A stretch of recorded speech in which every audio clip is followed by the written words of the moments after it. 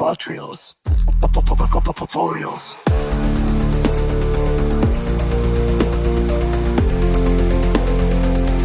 Patrios. Revolucionando conhecimento científico. Olá, bem-vindos ao Pod Trials. Que bom ter a companhia de todos novamente. Muito obrigada pela audiência. Hoje, o nosso foco é um tema central e bem desafiador da cardiologia pediátrica: as cirurgias para cardiopatias congênitas. Vamos nos concentrar em alguns procedimentos que são, super complexos e que realmente transformam vidas. Exatamente. Vamos explorar as estratégias por trás de intervenções como as operações de Blalock-Taussig, Glenn, Fontan e Norwood. O objetivo é entender não só o que são, mas por que são feitas, né? E o impacto delas para os pacientes com essas condições cardíacas mais complicadas. Certo, vamos analisar isso então. Porque muitas dessas cardiopatias graves, tipo as de ventrículo único ou atresia pulmonar, elas não permitem a correção total logo de cara, né? Como a cirurgia lida com isso? Olha, a abordagem é quase sempre estadiada, feita em etapas. O primeiro objetivo, geralmente, é paliativo. É garantir que o sangue chegue adequadamente aos pulmões ou ao corpo e também proteger os pulmões de pressão muito alta. Um passo inicial clássico é o shunt de Blalock-Taussig, o famoso BT. Ah, o BT. Ele basicamente cria um desvio, um atalho, certo? Isso, um atalho. Historicamente foi um marco lá nos anos 40, sabe? Antes mesmo da cirurgia de coração aberto ser rotina. Hoje, na versão modificada, a gente usa um tubinho sintético, tipo Gore-Tex, para conectar uma artéria sistêmica, como a subclávia, na artéria pulmonar. É essencial para bebês com pouco fluxo de sangue para os pulmões, como na atresia pulmonar ou na tetralogia de Fallot mais grave. Entendi. É uma solução que, compra tempo, né? Mas imagino que tem as suas limitações, pensando a longo prazo, não? Quais seriam os próximos passos, especialmente para quem tem essa fisiologia de ventrículo único? Exato. O shunt é temporário. Para a fisiologia de ventrículo único, o próximo passo comum é a cirurgia de Glenn bidirecional. Glenn? Isso. Aqui, a veia cava superior é desconectada do átrio e ligada direto na artéria pulmonar. Aí o sangue venoso da parte de cima do corpo vai direto para os pulmões, sem passar pelo ventrículo. Isso alivia a sobrecarga de volume desse ventrículo único, sabe? É uma preparação bem inteligente para o estágio seguinte. Faz sentido. E esse estágio final seria o Fontan, então? Como ele completa esse circuito todo? Correto. A cirurgia de Fontan direciona o fluxo da veia cava inferior também para a artéria pulmonar. Geralmente se usa um conduto, um tubo, por fora do coração. O resultado final é que todo o sangue venoso do corpo vai para os pulmões de forma passiva, sem ser bombeado pelo coração para lá. E o ventrículo único fica só bombeando o sangue já oxigenado para o corpo. É uma separação funcional das circulações. Nossa, é fascinante como a circulação é toda redirecionada.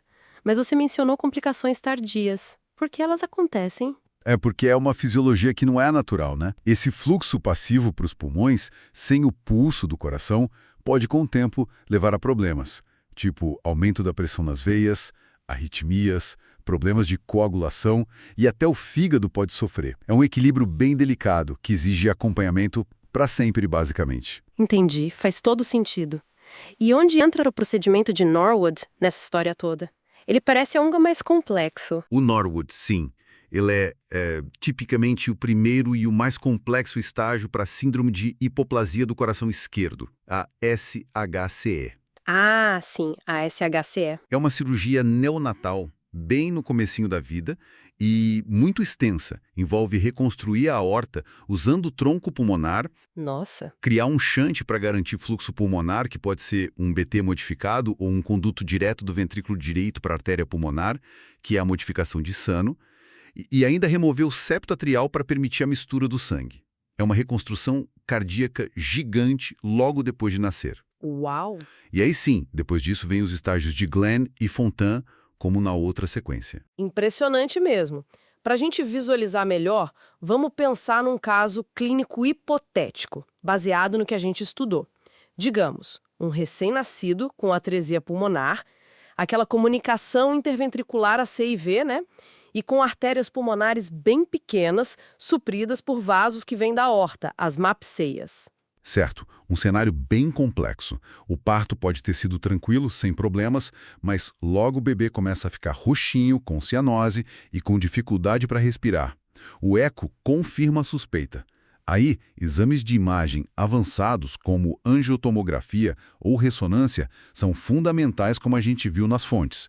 Eles mapeiam direitinho a anatomia das artérias pulmonares e dessas mapseias, e isso define a estratégia cirúrgica. E qual seria a estratégia nesse caso tão delicado? Bom, é uma jornada em etapas, e o timing é absolutamente crítico. No primeiro estágio, ali no período neonatal ou nos primeiros meses, o foco é criar um sistema arterial pulmonar que seja centralizado e funcional.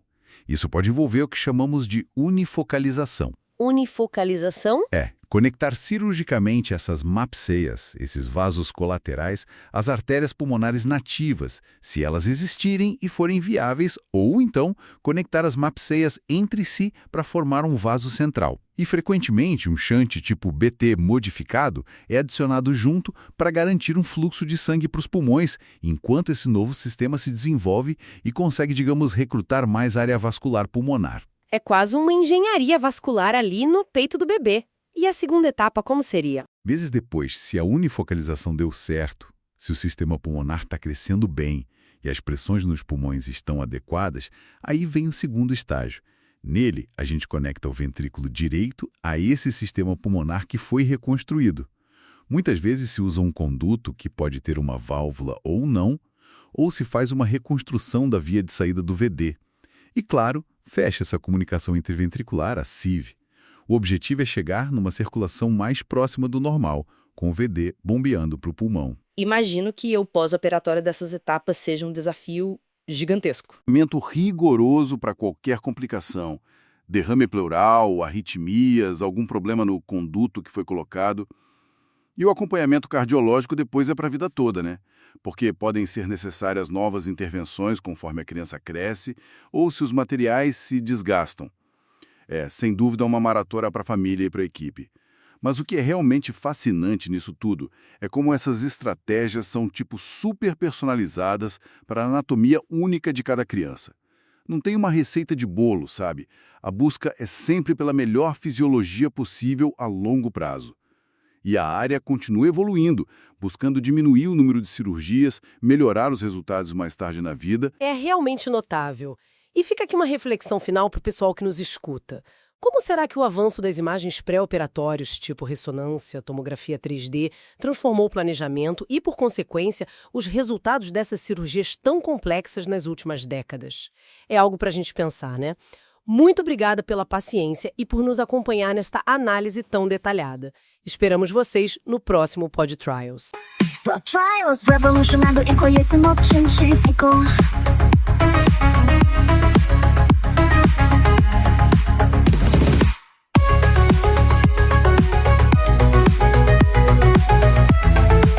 Olá, bem-vindos ao Pod Trials. Que bom ter a companhia de todos novamente. Muito, muito obrigada pela audiência.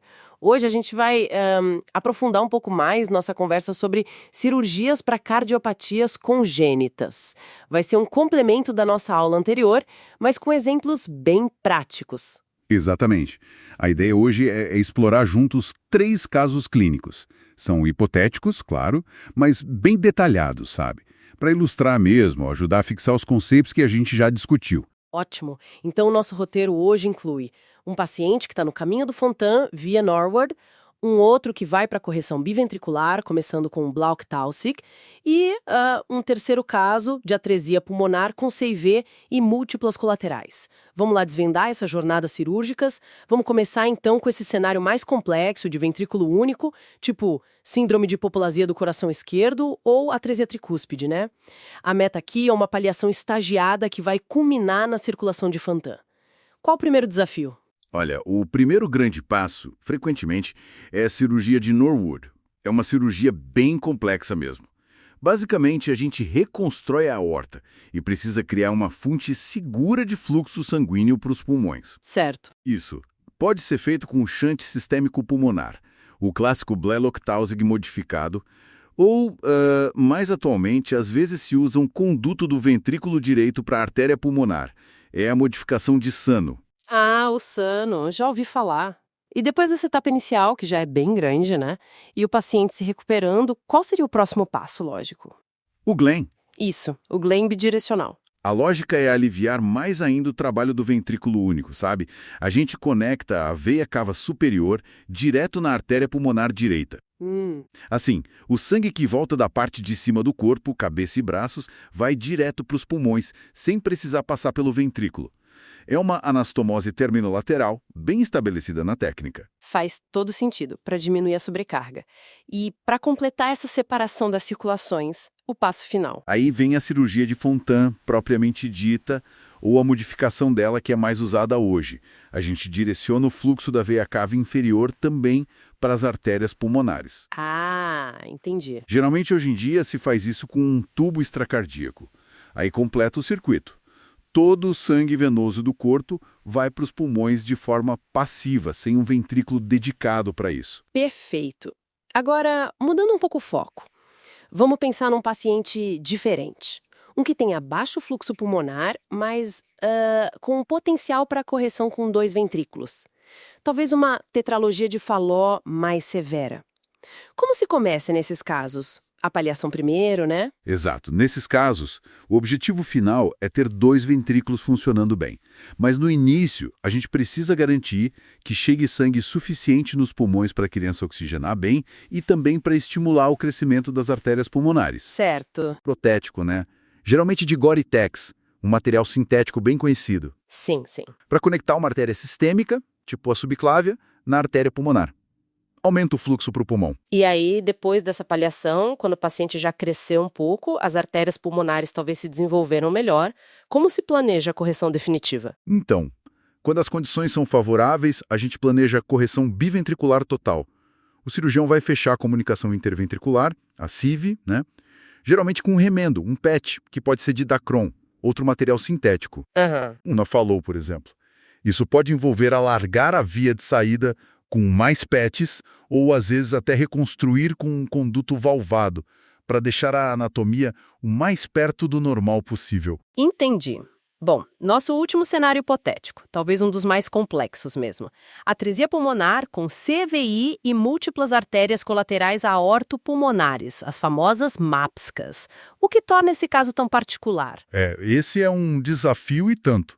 O principal aqui é a anatomia da circulação pulmonar. Não existe uma artéria pulmonar principal saindo do coração. O sangue chega aos pulmões por essas MAPSCas, que são vasos que saem da aorta ou de seus ramos de forma meio anárquica, sabe? Nossa! O grande desafio cirúrgico, então, é o que a gente chama de unifocalização.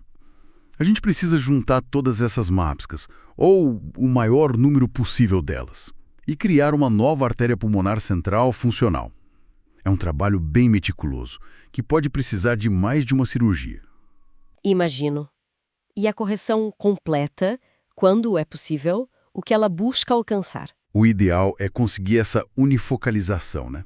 Juntar as MAPSCas, depois fechar a CIV com um PET, garantindo que o ventrículo esquerdo fique conectado com a aorta, e aí criar uma conexão entre o ventrículo direito e essa nova árvore pulmonar que foi criada. Certo. Muitas vezes, essa conexão do ventrículo direito com os pulmões precisa de um conduto valvado, um tubo com uma válvula dentro.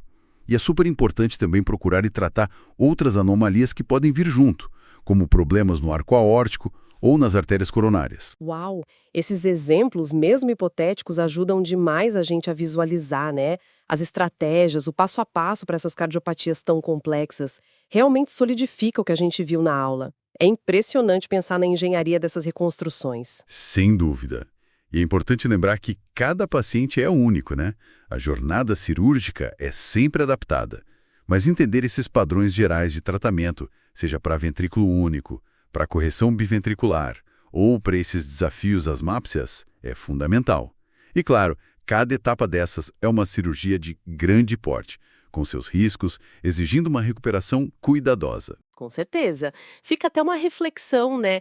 Como será que os avanços que a gente vê nos exames de imagem, tipo ecocardiograma 3D, ressonância magnética cardíaca com aquelas reconstruções super detalhadas, como isso pode refinar ainda mais o planejamento e a execução dessas cirurgias tão complexas no futuro?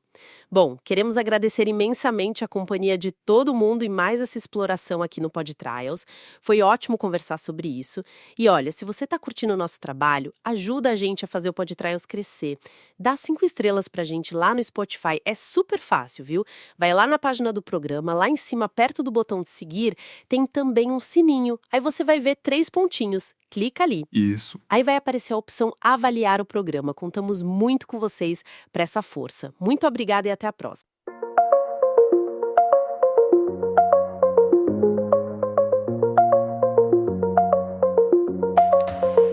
O significado de Pod Trials representa uma inovadora fusão entre dois conceitos distintos: podcasts e ensaios clínicos. Ele combina a acessibilidade e popularidade do formato podcast com rigor e importância dos estudos científicos, criando uma nova abordagem para a divulgação e discussão de pesquisas médicas e científicas. A fusão conceitual.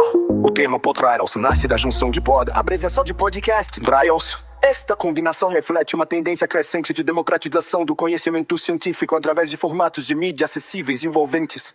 Os podcasts, por natureza, são formatos de áudio digital que permitem a distribuição de conteúdo de forma serializada, podendo ser acessados sob demanda pelos ouvintes. Já os ensaios clínicos são estudos de pesquisa rigorosos que testam a eficácia e segurança de intervenções médicas, tratamentos, medicamentos e dispositivos em seres humanos, propósito e aplicações. A bala. O principal objetivo dos Pod Trials é traduzir informações científicas complexas, frequentemente restritas a publicações acadêmicas e conferências especializadas, para um formato mais acessível e envolvente. Através deste meio, pesquisadores médicos e cientistas podem comunicar resultados de estudos recentes em linguagem acessível, explicar a metodologia e o desenho de pesquisas científicas com virtualidade cobertas dentro do panorama mais amplo da ciência, discutir implicações práticas de novas descobertas para profissionais e pacientes, desmistificar o processo científico para o público geral. Podcrial representa mais que apenas um novo formato de mídia. É uma abordagem transformadora para comissionar e paciente, desmistificar o processo científico para o público geral. Podcrial representa mais que apenas um novo formato de mídia. É uma abordagem transformadora para comissionar a científica que reconhece a necessidade de tornar o conhecimento mais acessível, sem comprometer sua integridade, a unir a conveniência e o engajamento dos podcasts com o rigor e a relevância dos ensaios clínicos. Este formato híbrido tem o potencial de democratizar o acesso à ciência.